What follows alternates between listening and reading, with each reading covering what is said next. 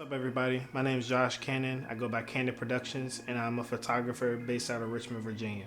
So today I want to give you guys some tips, some basic things that you need to know as a photographer. There are 3 things that you need to master in your camera when it comes to becoming a better photographer. What are those 3 things? ISO, aperture, and shutter speed.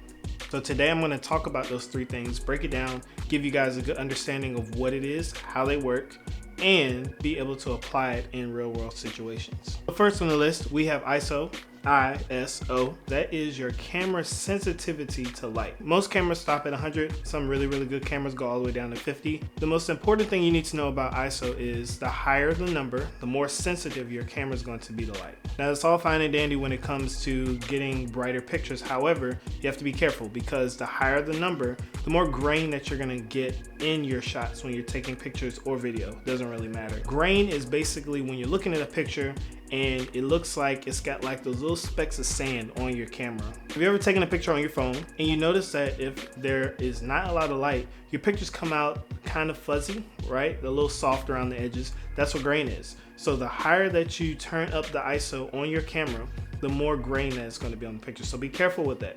Most cameras, you want to keep that number as low as possible, and that should be your last resort of things that you're going to adjust on your camera body. Next thing on the list is aperture. Aperture is basically how wide the lens is on your camera. So aperture is kind of weird. It kind of goes in reverse. The lower the number, the more light that you're going to see in a picture.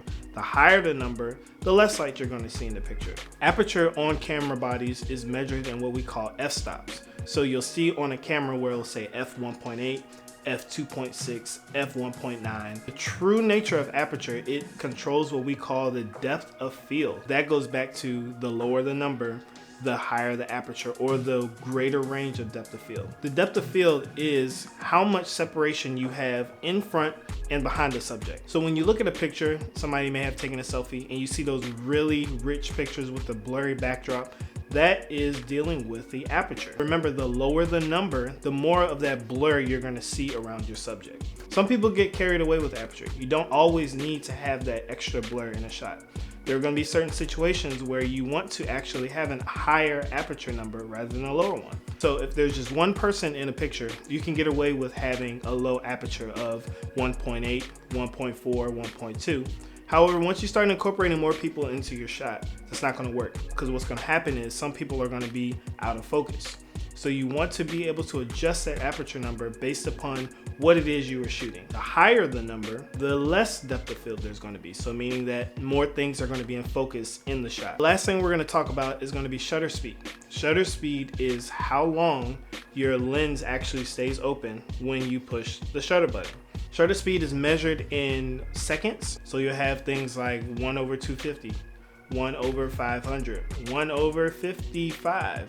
Those are different shutter speeds. The higher the number, the less time your shutter is actually staying open. The lower the number, the longer your lens is staying open. That's when you get things like slow exposure, where your lens is staying open for a long time on your camera body. Shutter speed has an effect on things like motion blur. So if I have a lower shutter speed, I'm going to introduce more motion blur into my shot. The higher my shutter speed, the more I'm going to be able to freeze something in frame in the camera. So let's talk about a couple situations where that would be effective. If I wanted to take pictures at a football game and I wanted to really freeze the athletes in motion while they're playing football, I would need a higher shutter speed. That's going to ensure that there's no motion blur, or anything that I take a picture of is going to be frozen in space and time. A situation where you would need a lower shutter speed is when you may want to be able to capture more of that motion blur. Things like the stars in the sky. If you're doing night photography where you're trying to take pictures of the different stars, the moon, things like that, you would need a slower shutter speed to be able to capture that, where you want your lens to be able to stay open for longer periods of time. Just like with aperture and ISO, shutter speed also has an effect with the amount of light that you're seeing in an image. Once you get a good understanding of all 3 of these components,